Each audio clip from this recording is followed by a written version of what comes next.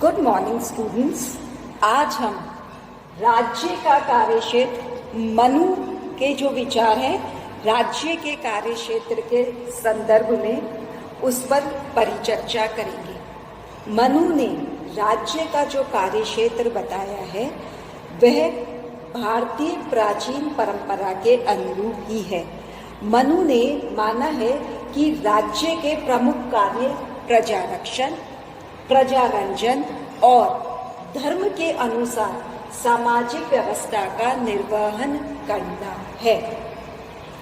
मनु ने एक व्यवस्थित विवेचन प्रस्तुत करा है राज्य के कार्यक्षेत्र के संदर्भ में। मनु का अगर हम राज्य के कार्यक्षेत्र को अध्ययन करें तो हम यह पाएंगे कि मनु ने एक लोक कल्याणकारी राज्य की जो अवधारणा है उस अवधारणा को कि राज्य कैसा होना चाहिए, कि राज्य लोक कल्याणकारी राज्य होना चाहिए, उसकी बात को यहाँ माना है। हम यहाँ मनु के द्वारा दिए गए राज्य के कार्यक्षेत्र का विस्तृत विवेचन करते हैं। पहला जो मनु ने माना है वह राज्य का कार्यक्षेत्र है प्रजा रक्षण। मनु ने माना है कि राज्य की उत्पत्ति जो है वह जनता को में अराजकता खत्म करने के लिए हुई थी। जो मत्स्य न्याय चल रहा था, जो समाज में अराजकता, अन्याय और भय का जो माहौल था उसे समाप्त करने के लिए राज्य का गठन हुआ था। इसलिए राज्य का मूल उद्देश्य क्या है? राज्य का मूल उद्देश्य है प्रजा की रक्षा करना। मनु यह मानता है कि राज्य को आंतरिक क्षेत्र में प्रजा की रक्षा एवं बाहरी क्षेत्र में आंतरिक और बाहरी दोनों ही दृष्टि से प्रजा की रक्षा का कार्य करना चाहिए। आंतरिक क्षेत्र में मनु यह मानता है कि समाज में शांति एवं व्यवस्था बनाए रखी रहनी चाहिए और बाहरी क्षेत्र में जो है शत्रु से जो है प्रजा की रक्षा करना यह राजा का कार्य है। मनु के अनुसार राज्य को अपराधियों व समाज कंटकों जो असामाजिक तत्व होते हैं, अत्याचार, चोर, डकैती आदि से प्रजा की रक्षा करनी चाहिए। इसकी रक्षा के लिए मनु जो है राजा को दंड शक्ति के प्रयोग की बात भी स्वीकारता है कि प्रजा की रक्षा के लिए राजा को दंड रूपी शक्ति का प्रयोग करना चाहिए। मनु लिखता है कि जब राजा प्रजा रक्षण का कार्य करता है तो उसके सुख में वृद्धि होती है और जो राजा प्रजा रक्षण के कार्यों की उपेक्षा करता है तो उसकी प्रजा दुखी होती है और राजा का भी नाश होता है। कहने का क्या तात्पर्य है? प्रजा रक्षण जो है वो मनु सबसे महत्वपूर्ण कार्य मानता है राज्य का। मनु यह भी मानता है कि प्रजा की जो रक्षा है वह शत्रु राज्य से भी की जानी चाहिए। वह ये बात को स्वीकार करता है कि राजा को सदा युद्ध के लिए तैयार रहना चाहिए, किंतु मनु जो है अनावश्यक युद्ध के भी विरोध में है। जब तक हो सके राजा को युद्ध टालना चाहिए और अगर अति आवश्यक हो तभी युद्ध करना चाहिए। तो कहने का क्या तात्पर्य है कि मनु प्रजा रक्षा की बात करता है। प्रजा रक्षा आंतरिक स्तर पर चोरी, डकैती, तो इसके लिए क्या कहते हैं मनु की समाज में शांति और व्यवस्था बनाए जाए और बाहरी स्तर पर अन्य देश के आक्रमण से प्रजा की रक्षा करना। ये मनु प्रजा रक्षण के अंतर्गत मानते हैं। दूसरा कार्य मनु बताते हैं राजा का, वह है प्रजारंजन, जिसमें कि सारे लोक कल्याणकारी जो कार्य है राज्य के वह इस प्रजारंजन के अंतर्गत आते हैं। मनुस्मृति ने प्रजा पालन का जो कार्य है वह राज्य का महत्वपूर्ण दायित्व माना है। मनु यह मानता है कि प्रजा के चारों पुरुषार्थ जो होते हैं, 4 पुरुषार्थ जिसमें धर्म, अर्थ, काम और मोक्ष, ये 4 पुरुषार्थ माने जाते हैं। तो राज्य का यह कार्य है कि व्यक्ति उन चारों पुरुषार्थ को प्राप्त करे, इस तरह से कार्य करे कि मनुष्य के जो है चारों पुरुषार्थ प्राप्त हो। वह प्रजा के भौतिक, नैतिक और आध्यात्मिक कल्याण सबकी बात करे। मनु यह मानता है कि यह राजा का कर्तव्य है कि वह प्रजा के दुख और सुख के बारे में जानकारी ले और प्रजा को आवश्यकता एवं पात्रता के अनुसार अनुदान दे। मनु जो है वह कहता है कि ब्राह्मणों को यह राज्य का कर्तव्य है कि ब्राह्मणों को राजकीय अनुदान दिया जाए। मनु ये मानता है कि जिस राज्य में अगर ब्राह्मण भूखा सोता है तो वह राज्य शीघ्र ही नष्ट हो जाता है। मनु ने बहुत सारे लोक कल्याणकारी राज्यों की बात की है। इसमें से अगर हम कुछ प्रमुख की बात करें तो राज्य जो है कृषि की उन्नति के लिए मदद करेगा, व्यापार की उन्नति के लिए कार्य करेगा, यातायात के जो साधन है उसको बढ़ाएगा, मिलावट पर नियंत्रण रखेगा, असहाय लोग, असहाय महिला, रोगी, अनाथ बालक, इनके लिए कार्य करेगा, पाठशालाओं का निर्माण करेगा, देवालयों का निर्माण करेगा, औषधालयों का निर्माण करेगा, ब्राह्मणों का सम्मान के लिए कार्य करेगा और जो असामाजिक तत्व हैं जैसे रिश्वतखोर अधिकारी उन सबको दंडित करेगा। तो मनु यह मानता है कि प्रजा रक्षण का कार्य भी तभी पूरा होगा जबकि प्रजा पालन या लोक कल्याणकारी जो कार्य है वह पूरे होंगे। तो इस प्रजारंजन के कार्य के अगर हम देखें तो मनु मतलब राज्य का कार्य क्षेत्र इतना व्याप्त कर लेता है। तो हम जब आज मॉडर्न कॉन्सेप्ट की बात करते हैं, जो हम पब्लिक वेलफेयरिस्टिक स्टेट की बात करते हैं, मॉडर्न पब्लिक वेलफेयर स्टेट, वह कार्य सारे के सारे जो कार्य है मनु इस प्रजा रक्षण के कार्य के अंतर्गत ले आता है। तो जो लोक कल्याणकारी राज्य है वह मनु का राज्य भी लोक कल्याणकारी राज्य है, जो कि हम कहते हैं फ्रॉम क्रैडल टू ग्रेव, यानी शिशु पालना से जो है ग्रेव यार्ड तक, वो सारे कार्य मनु के इस प्रजा रंजन के कार्य के अंतर्गत आते हैं।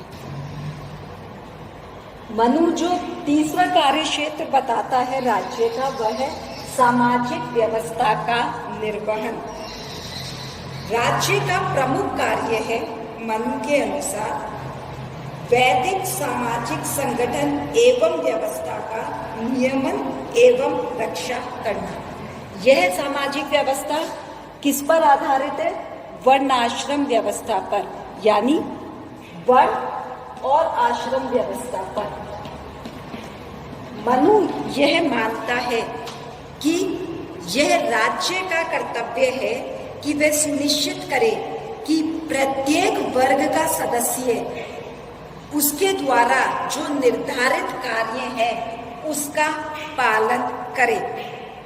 मनुस्मृति ने धर्म को संपूर्ण सामाजिक व्यवस्था का आधार माना है और यह माना है कि व्यक्ति को स्वधर्म का पालन करना चाहिए और इस स्वधर्म के पालन के लिए मनु जो है वह राजा को दंड की भौतिक शक्ति भी प्रदान करता है।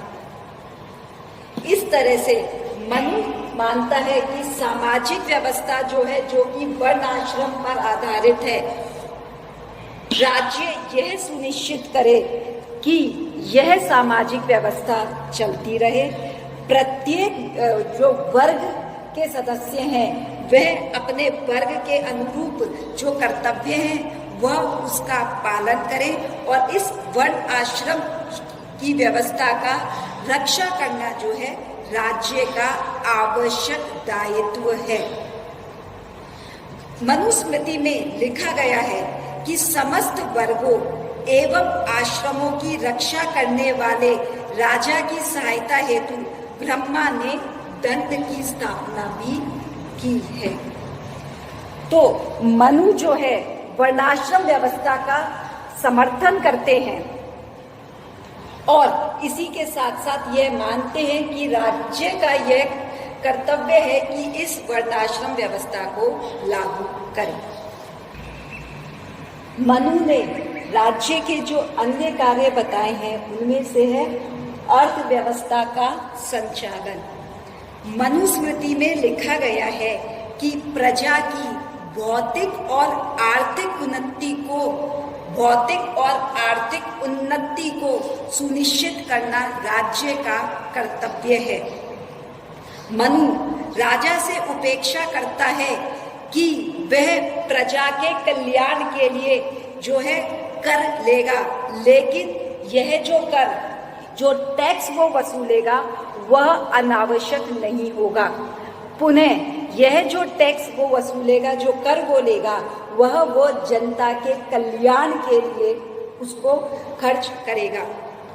मनु यह भी मानता है कि राज्य को व्यापारियों के हितों की रक्षा करनी चाहिए जिससे कि व्यापार बढ़े और इसके साथ साथ व्यापारियों द्वारा भी जो है प्रजा के हितों की रक्षा की जानी चाहिए। कहीं ऐसा ना हो कि जो व्यापारी है वो गलत नाप तोल के प्रजा को सामान दे या इस तरह की टैक्टिक्स अपनाए कि जिससे प्रजा का कल्याण ना हो। तो एक तरफ वो व्यापारियों के हितों की भी रक्षा करे और दूसरी तरफ वो जो कंज्यूमर्स हैं उनके हितों की भी रक्षा करे। वह मनु यह भी कहता है कि राज्य का यह कर्तव्य है कि जो अनाथ व्यक्ति है, असहाय स्त्री है, उनका भी जो है उनकी निजी संपत्ति की रक्षा जो है असामाजिक तत्वों से राज्य करेगा।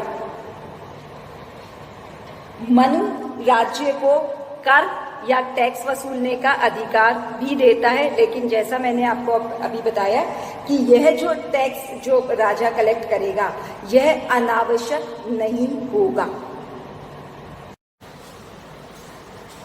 राज्य के अन्य कार्य क्षेत्र की बात करें तो उसमें अगला है प्रशासनिक प्रणाली का संचालन। मनुस्मृति में एक सुसंगठित एवं सक्षम प्रशासनिक व्यवस्था का उल्लेख किया है। मनु मानता है कि राजा को अपने राज कार्य के संचालन के लिए मंत्रियों की आवश्यकता पड़ती है। मनुस्मृति में लिखा गया है कि राजा को 7 से 8 योग्य मंत्रियों को नियुक्त करना चाहिए और उन्हें अलग अलग विभाग जो है उन्हें अलॉट करनी चाहिए, जैसे कोष विभाग, सैन्य विभाग, न्याय विभाग आदि।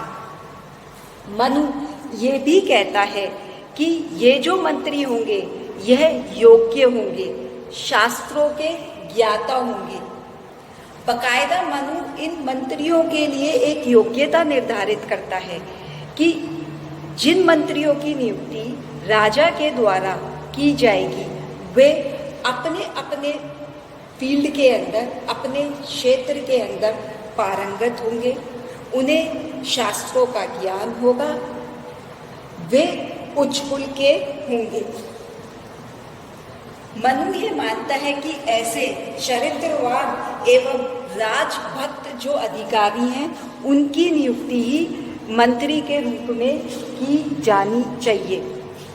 मनु ये भी कहता है कि राजा को मंत्रियों पर गुप्तचरों के माध्यम से उन पर नियंत्रण भी रखना चाहिए। उसे यह भी सुनिश्चित करना चाहिए राजा को कि मंत्री अपना कार्य भली प्रकार से कर रहे हैं कि नहीं, कि कहीं वह अपना कार्य करते वक्त जनता को जो है, जनता के लिए प्रॉब्लम तो नहीं क्रिएट हो रही, तो ये राजा का कर्तव्य है कि वह ये सुनिश्चित करे कि जो मंत्री है वह अपना कार्य सही तरीके से करे और रिश्वतखोर एवं जो प्रजा को पीड़ा पहुंचाए उन मंत्रियों को जो है राजा दंडित करे। नेक्स्ट हम कार्यों की बात करें तो उसमें राज्य के अन्य कार्य हैं, वो है न्याय की व्यवस्था बनाए रखना। मनु ये कहता है कि राज्य का जो उदय है वह अन्याय को समाप्त करने एवं न्याय की स्थापना के लिए किया गया है। मनु इस चीज को भी स्वीकार करता है कि मनुष्य की जो प्रवृत्ति है वह उच्च श्रृंखल है। मनुष्य जो है वह बहुत कम मनुष्य ऐसे हैं संसार में जो कि निष्पापी हैं। तो ऐसे व्यक्तियों को जो है राज्य दंड के अधिकार के द्वारा, दंड शक्ति के प्रयोग के द्वारा ही नियंत्रित कर सकता है। तो राजा को चाहिए कि वह दंड का इस तरह से प्रयोग करे कि प्रत्येक व्यक्ति जो है अपने स्वधर्म का पालन करे और कि जो प्रत्येक व्यक्ति है वह स्वधर्म का पालन करे और कहीं पर भी जो है वह जो है वो मतलब कानूनों का उल्लंघन ना करे। मनु ये भी कहता है कि ये इस न्याय की व्यवस्था का जो संचालन है वह राजा स्वयं जो है इस न्याय व्यवस्था का कार्य करेगा। इसके साथ साथ राजा जो है प्राण विभाग जो कि न्यायाधीश होगा, तो प्राण विभाग नामक न्यायाधीश की भी नियुक्ति करेगा। मनुस्मृति में लिखा गया है कि जिस राजा के देखते हुए बिलखती प्रजा चारों ओर से लूटी जाती है वह राजा जीवित नहीं मृतक है। तो राज्य में न्याय की व्यवस्था बनाना जो है राज्य का एक प्रमुख कार्य है। इसके अलावा राज्य का जो अन्य कार्य है वह है अंतरराज्यीय संबंधों का संचालन। मनुस्मृति में जो है राज्य के प्रमुख कार्यों में इंटरस्टेट रिलेशनशिप की बात भी कही है। मतलब हम ये कहें तो इतने पहले ही मनु ने ये स्वीकार कर लिया था कि राजा को जो है अन्य राजाओं के साथ अच्छे संबंध बनाने चाहिए। उसे ये कोशिश करनी चाहिए राजा को कि वह अपने मित्रों की संख्या अधिक से अधिक बढ़ाए और शत्रुओं का नाश करे। अंतरराज्यीय संबंधों के संदर्भ में मनु ने मंडल सिद्धांत, उपाय एवं उसने मंडल सिद्धांत, उन्होंने विभिन्न प्रकार के उपाय बताए हैं, षड्गुण नीति बताई है जिससे कि जो राजा है अन्य देशों से अपने संबंधों का निर्वाह कर सके। तो ये कुछ कार्य जो है राज्य के मनु ने बताए हैं। अगर हम इन सारे कार्यों को देखें तो इस चीज को हम मानेंगे कि मनु ने जो है एक लोक कल्याणकारी राज्य की बात कही है। हालांकि मनु का राज्य हम ये भी कह सकते हैं कि ऑल पावरफुल है, सारी शक्तियां उसने राज्य को दी, लेकिन यहाँ पर उन्होंने जो है ये बात को भी स्वीकार करा है कि राज्य इन शक्तियों का जो प्रयोग है वो धर्म की स्थापना के लिए करेगा, धर्म युक्त करेगा। और जितने भी कार्य उन्होंने दिए तो हम इस बात को कंक्लूड कर सकते हैं कि जो मनु का जो स्टेट था वो एक लोक कल्याणकारी राज्य की बात मनु में कही गई है। हम इसको अगर पूरा कंक्लूड करें तो मनु ने बेसिकली राज्य का जो कार्य क्षेत्र है उसकी मैं कहूँ तो एक व्यवस्थित तरीके से उसका विवेचन करा है। उसका ये मानना है कि प्रजा रक्षण, प्रजा रंजन और सामाजिक व्यवस्था का निर्वाह करना ये राज्य के प्रमुख कार्य हैं। उसके अलावा उसने राज्यों के कार्यों में अर्थव्यवस्था का संचालन, प्रशासनिक प्रणाली का निर्वाह, न्याय की व्यवस्था बनाए रखना, अंतर्राज्य संबंधों का संचालन आदि कार्य बताए हैं। तो इन सारे मतलब उनके कार्यों को देखकर हम ये मान सकते हैं कि जो नेचर ऑफ स्टेट है मनु का, कि वह एक लोक कल्याणकारी राज्य का है, पब्लिक वेलफेयरिस्टिक स्टेट का है। Thank you.